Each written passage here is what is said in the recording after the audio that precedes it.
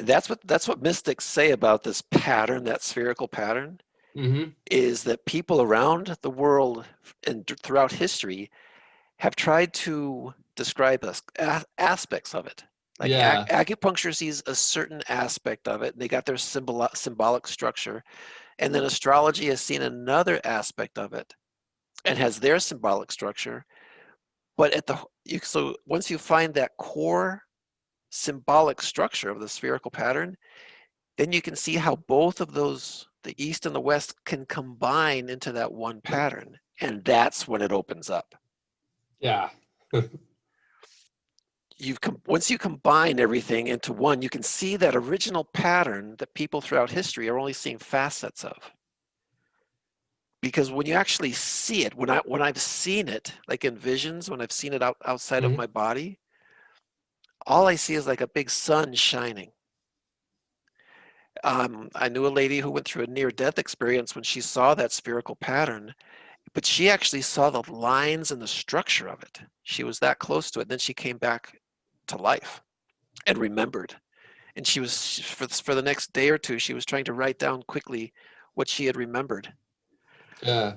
And so people who have seen the structure of it see it looks like a diamond when you can actually see it up close. I've never seen it up close like that. I hear what you're saying. There's a language to understand the kids. How do you Yeah. heal? A lot of it is just understanding the language of sickness. There's a purpose to sickness. There's some things that we have not talked about in this class. Daniela, how many weeks have we been meeting? Like 5 weeks? Yes, I think so. But there's still some things we haven't even talked about yet. Like in acupuncture, you get that term Jing, which is that perfect essence template that the body is built upon. And from the studies that I did, I don't know if you've heard about Stylianos Ateshlis. He's mentioned in one of your videos. Yeah. Yeah, so he was a mystic, very advanced, very advanced. I know his other students. I'm still in contact with them. We're still talking. He was very, very advanced. And so he would talk about the etheric template, the etheric double of the body. And everything that exists has an etheric double. Is So that that kind of like a spiritual, physical, or um, it, energy, matter kind of thing? Or yeah, here we are in the physical world. And so we can touch our bodies, and everything has a vibration. Colors have a vibration, our bodies, the molecules of our body have a vibration. Within the spherical world, within the physical world, the highest vibration takes you to that etheric double. So it's still the physical world, but it's the highest vibration in the physical world. So this mystic Stylianos, when his daughter was just young, like 8 years old, 10 years old, he would take his daughter and they would travel in that etheric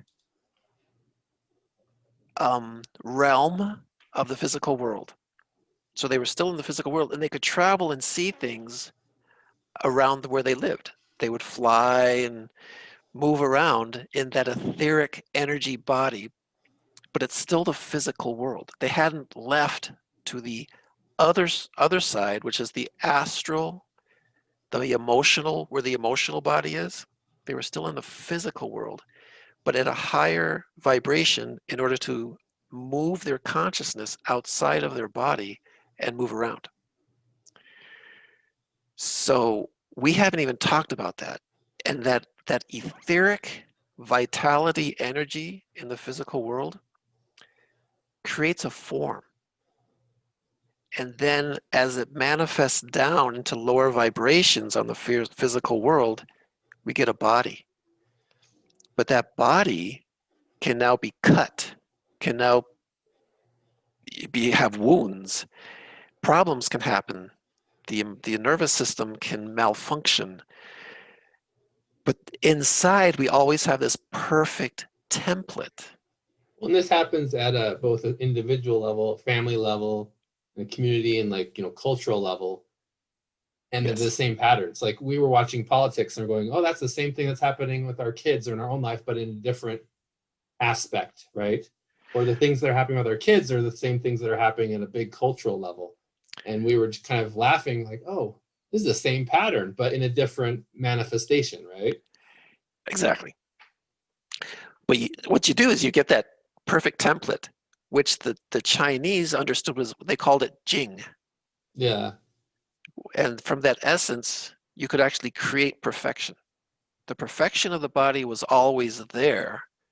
It was just a matter of trying to re-manifest it. Well, here's a thought. Because when I started getting into this kind of energy work world, I kind of was like, well, what am I doing? Because this is foreign to me.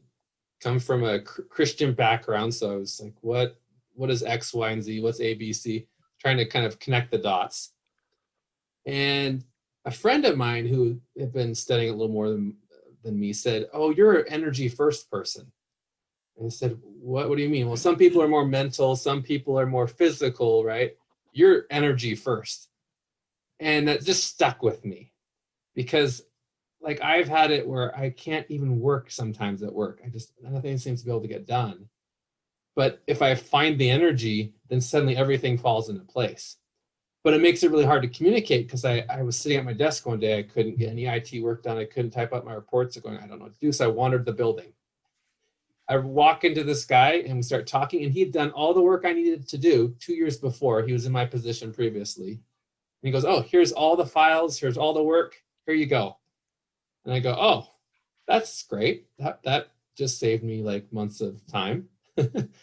And I have a lot of experiences like that where I can't mentally make things happen. I've got to like do energy first or I malfunction. You know, what we're going to talk about tonight, or what I have planned to talk about, is that mental body. Yeah. And I think this this knowledge is going to be really important for you, Yeah. from what I can see Because already.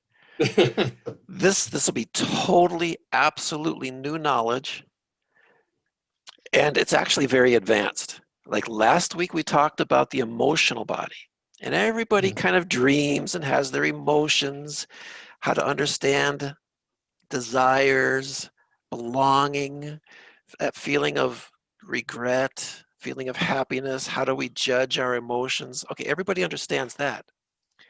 But when you take it to that little higher level, to the mental body, and understand how consciousness works, how thinking works, it enters into an area that most people are really don't understand. And so today we're going to be talking about that.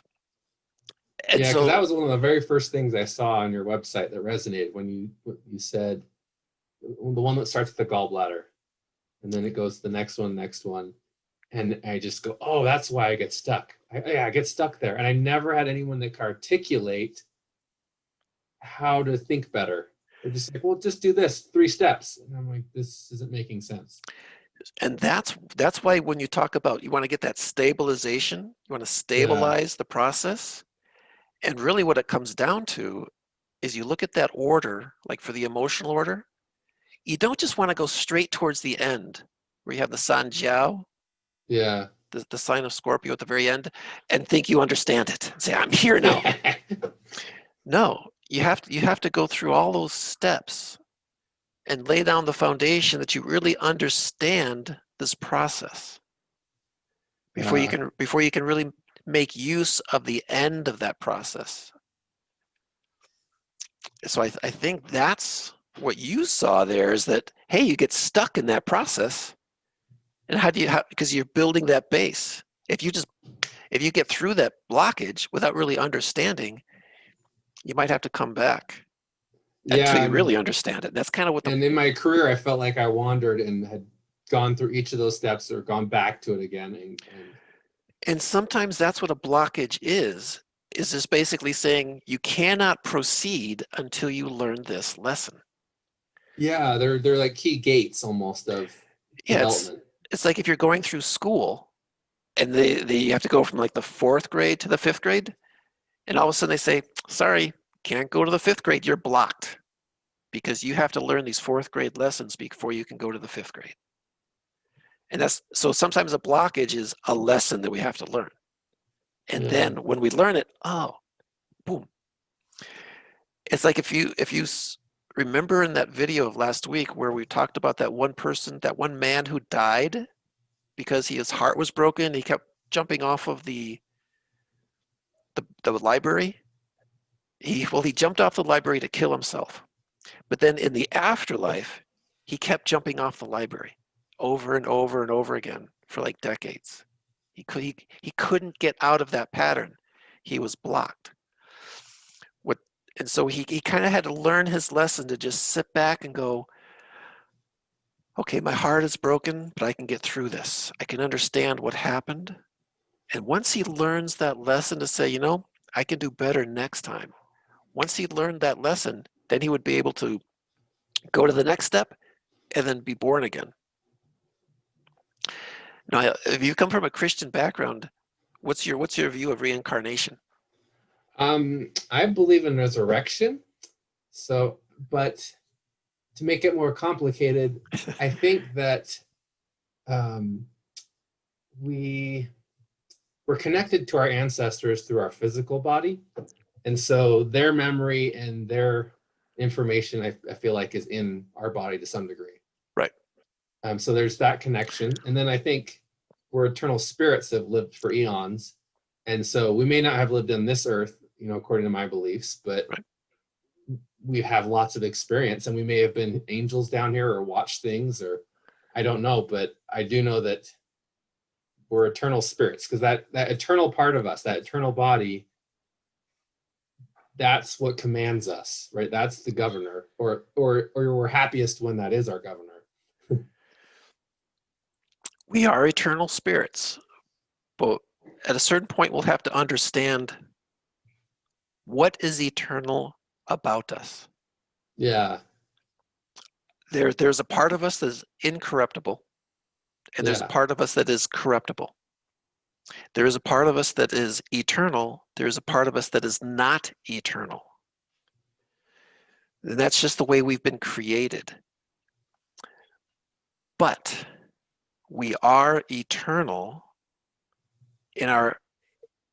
as beings, we are eternal, but we can create things that are not eternal. Yeah. To create stories. And I think that's the biggest principle is light, creation, and life. Like those three elements there are common everywhere. And so the idea is to understand what is resurrection. And to go back and say, okay, who was Jesus? What was he? And he had a physical body like everybody else, but what was different about Jesus? Was it his brain structure? No. It was the spirit consciousness inside of his body. And the physical body is just like a car that we can drive around. And we inhabit these bodies with a particular consciousness. And that consciousness that we have can talk and communicate over long distances with other people. You can get into a room with somebody who you get into a room with somebody and you don't say any words, but you still communicate. Oh yeah, my wife and I can do that. And I've had it where I remember sitting down in a big church meeting, and my brother had walked in, and there's no way I could have been able to see him. There's too many people. I'm like, oh yeah, my brother's here. I text him, did you just get here? Yeah. And I've had way too many of those experiences to know, like, I'm not connected to a greater field of energy. And but it makes it really frustrating when you don't have a language to talk to people about it with, because you need some way that, some construct. Otherwise it just comes out as gibberish, and so I just kind of keep it to myself otherwise. Okay, so let's go ahead and get into this mental body. Yeah. Okay, we have our physical body, and we looked at that order, And that order started with the fixed earth symbol, like the meridian stomach, earth. And that sets up a particular vibration. When the first symbol sets up the vibration of that body, or of that dimension, we'll call it of that dimension. So the physical body starts with earth. And then the emotional body started with fixed fire, that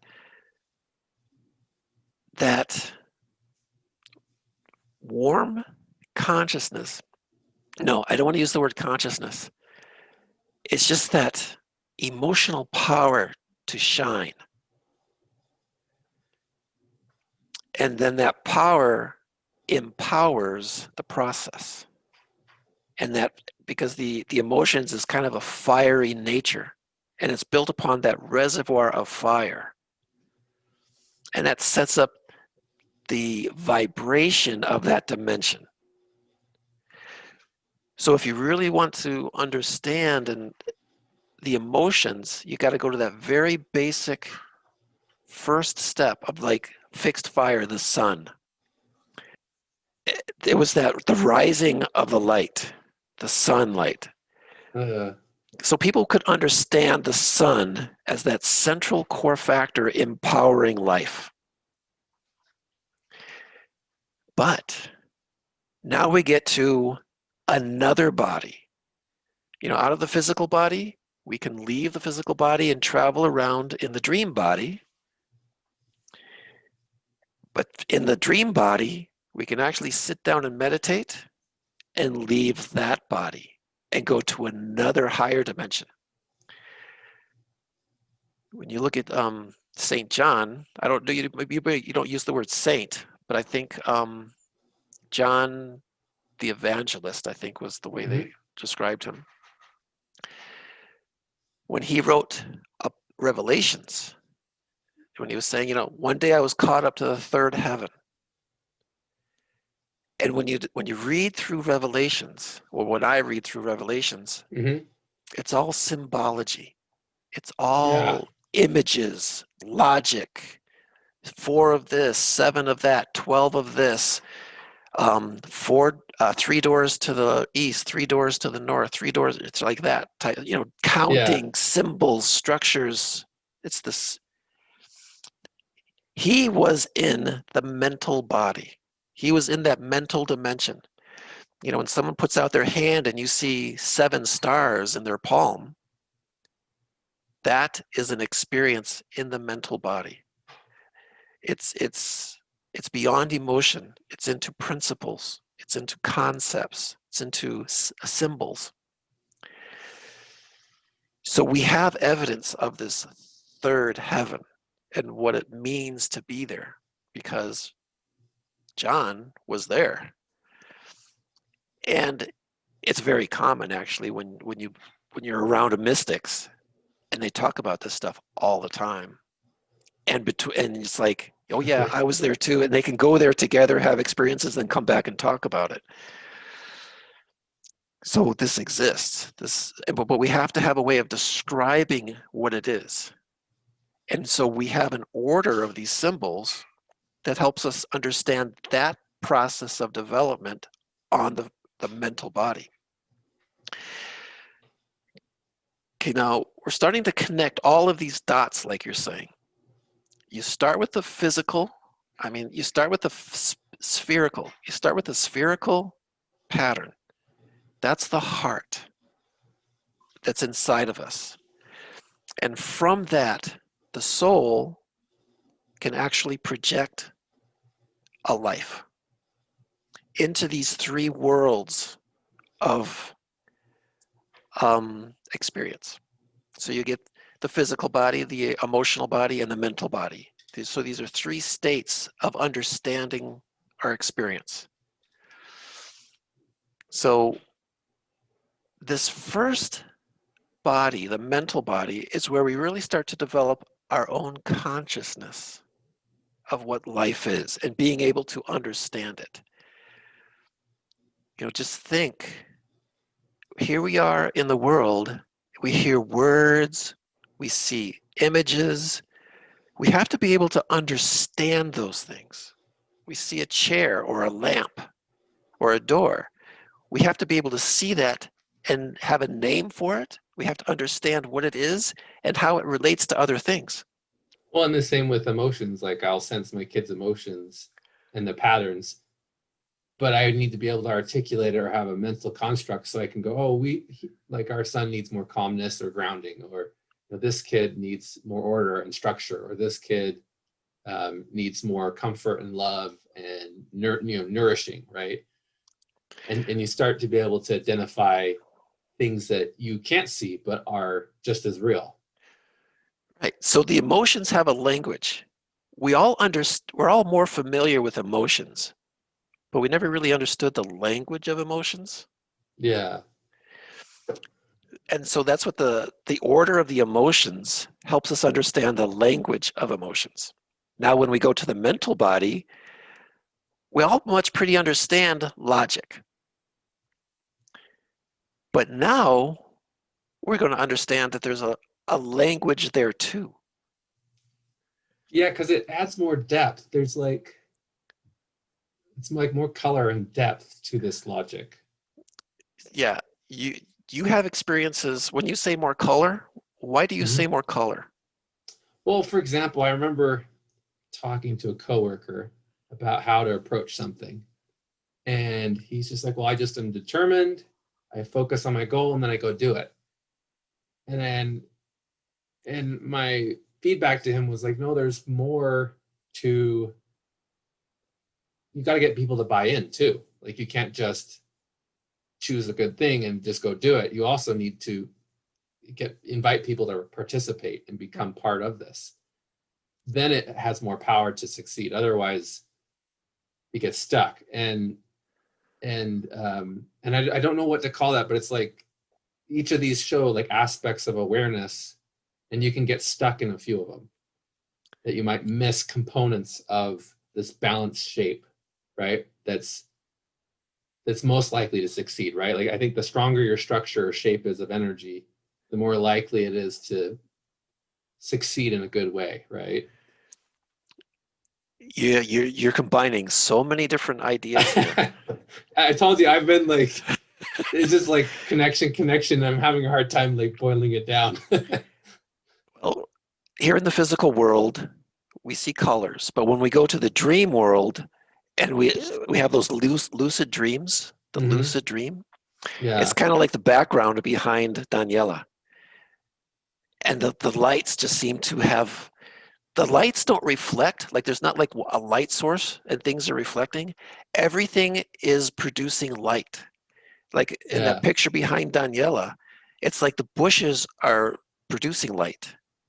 That that glass castle behind her is producing light. It's yeah. They emanating all light. emanate energy. They're all communicating information, and you're now That, connected. In the quantum field, as it were. that's how light works on the dream world. Things produce their own light in order to see them. So the lights are more vibrant.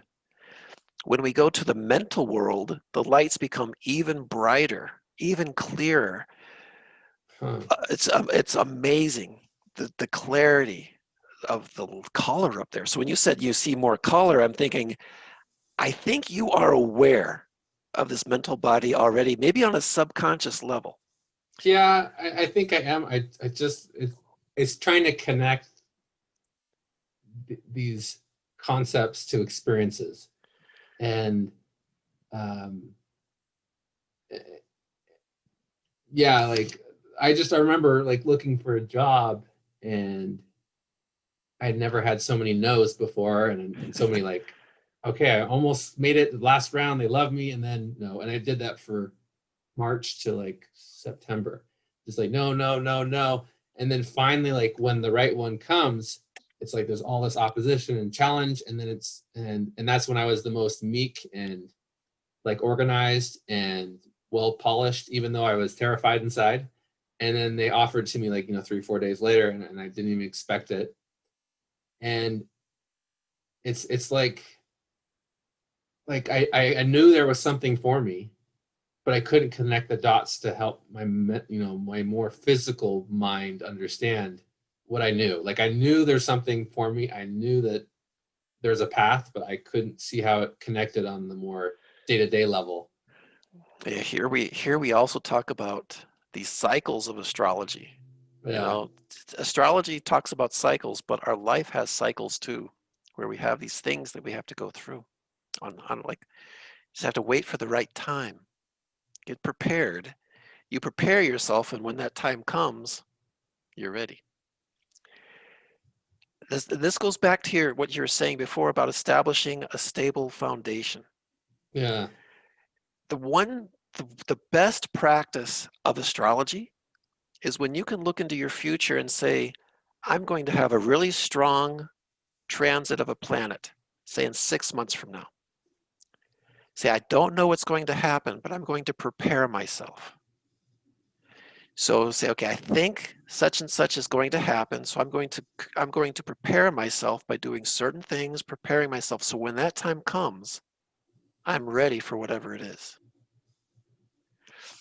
And so the other way is to say, oh my God, in 6 months I'm going to have a terrible transit. I don't know what to do. And every day it's like, oh my God, I'm just waiting for this transit to hit. I'm just waiting for this transit to hit, right? No, use that time to prepare, to understand, and then when the time comes, you're ready. And if it's really strong, you'll say, you know, I've been preparing for this, and it's now my time. Did you ever see the movie The Princess Bride? Oh yes. You know, my name is Onigo Montoya. You killed my father, prepare to die, right? He was preparing himself his whole life for when that moment came. He found the killer of his father. He was ready. Yeah. And so that was a big scene of the movie, but he had prepared himself so much, even though he was injured, he was still able to complete what he had to do.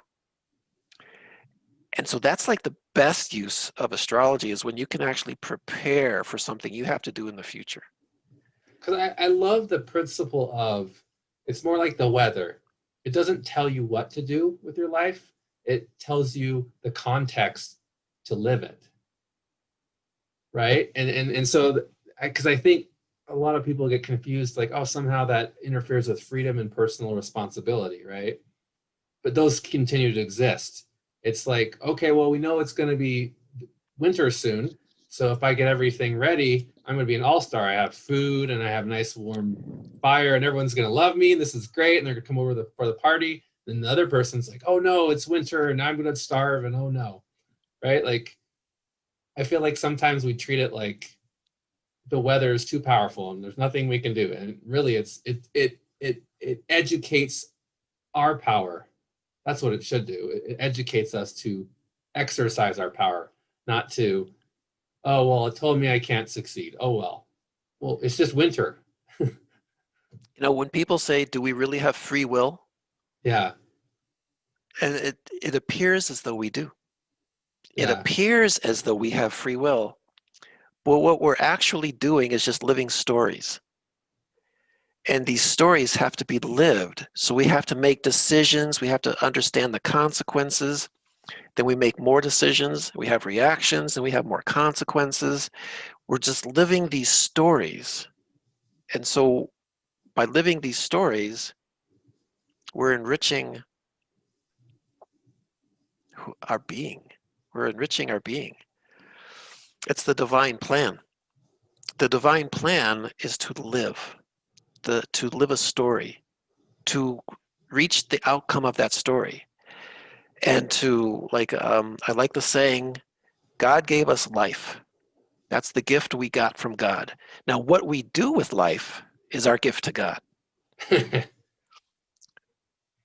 it's like saying, we're living a story. I'm going to live the story the best I can. You know, whatever I need to do, I'm going to live my story. But the thing is we're kind of given a story to live. And so we kind of live it, and it looks like we're living it, but it's actually kind of like we're we're we're limited to that story. Well, that sphere you talk about, we each come in with a different sphere organization. And so to some degree, we're we're living in that context. So, if we were saying like, tall person, short person, you know, uh, a tall person's probably more likely to be a basketball player, right? Right. That's their story. Well, you could say in some ways like that energy makeup. Like my daughter, she loves drama. She hates boring. Like she hates lectures. If I talk to her for more than 5-7 minutes, oh, Dad, you're killing me. We got to go do something fun, right? Like we need a story. We need drama. We need a party, right? We call her Mardi Gras as her nickname because she's the best party planner, right? But if you had her go like, it's time for church, or it's time for school, and let's do something boring in a lecture, she's just like, kill me now, right? Like Yeah. her signs and the 4 pillars are fire pig, water pig, something else. It's like a lot of one element, right? And it shows like in that sphere, she is so much about the San Jiao, which is the drama, which is death, and and she's a leader. Like when we adopted these 3 kids, and this is our biological daughter, the day she figured out she could lead these kids, oh my goodness, she just came alive. She's like, Dad, I want to go to Walmart tonight. And I'm like, I don't want to. And then she's like, looks back at the kids in the back of the car. We want Walmart. We want, and then suddenly they're all like cheering. And I'm like, oh no, man. And that was her superpower, right? Like, did she have choice? Yes, but this was part before she even came to this life. Like, this was her energy makeup, her mental, physical, and emotional makeup before she got here. Exactly. And so that's where this duality of, well, this is what you were given. Exactly. It's not just right choice. Right. So in many ways, I need to respect your beliefs. I need to respect your training and what you want to try to understand. Yeah. That's what I need to respect that. Oh, doing great. And so, because there's so many variables in how God creates us. Yes. And then creates a personality so that we each have our own personality. And there's, as you can see, each personality might have more fire or more air or more water, Yeah, or more seed type elements. And so here we are creating a personality from this spherical structure. And that's that original language of how things relate. When you look at how the 12 symbols, the 12 archetypes go around this. See, now when I read Revelations and they go to, they enter into the New Jerusalem, yeah, I'm seeing spherical model here.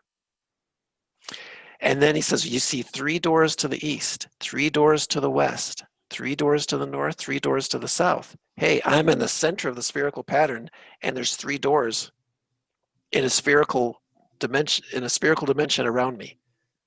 I'm seeing the spherical pattern when I read Revelations. And from that will flow a river around the body with 12 with 12 trees on each side, right? yeah. 12 meridians on each side with 12 fruits. I'm seeing meridian system flowing from the spherical pattern throughout our bodies. I'm seeing that spiritual structure flowing from the spherical. And so when I read Revelations, I am seeing the spherical pattern and all the symbols that are being created from that. That's just, I've reached that level of understanding that when I read Revelations, it has nothing to do about the world and everything to do about the spiritual structure of who we are. Yeah. And so when we reach that New Jerusalem in Revelations, that is when we reach that consciousness of who we really are and that spherical structure at the core of us that has all the information about who we are. Now, I don't talk about this with anybody, but I will mention I have seen my soul face to face. It's an experience I cannot describe. All I know is that it does exist. And I understand how I am different from my soul. I am not my soul. I am a projection from my soul. I know this now because I've seen it. I lived it. I felt it. I could touch it. It was totally real. And because I was prepared, I knew what was happening. When the experience began to happen, I knew what was happening because I was prepared. I instantly knew that's my soul. But I know if another person has that experience that I had, they could go easily crazy. They would they could easily just go crazy and not understand and think, well, my God, what just happened? Well, because that preparing that principle is so important, Yes. and and I've wanted to teach more about energy and emotional intelligence and these concepts, and I've struggled to figure out what is the language and what are the laws and conditions to govern it to help you do it in a way that's wise and useful, right? Right. Because in this world where we argue about who's right and wrong, but is it useful?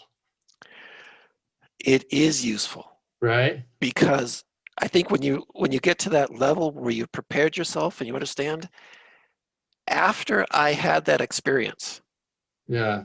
I went and said, now I understand what Jesus means by the corruptible, no, the incorruptible putting on the corruptible.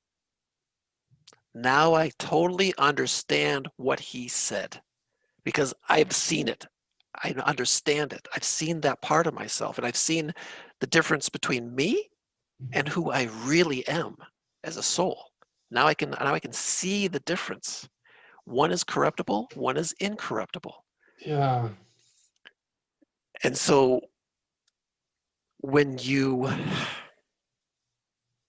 when you really study the spherical pattern very deeply into understanding the consciousness around it, and that's where our soul resides, around the spherical pattern, this becomes very deep. It's not just meridian language. It's not just astrology. We're getting to the center of who we are with God.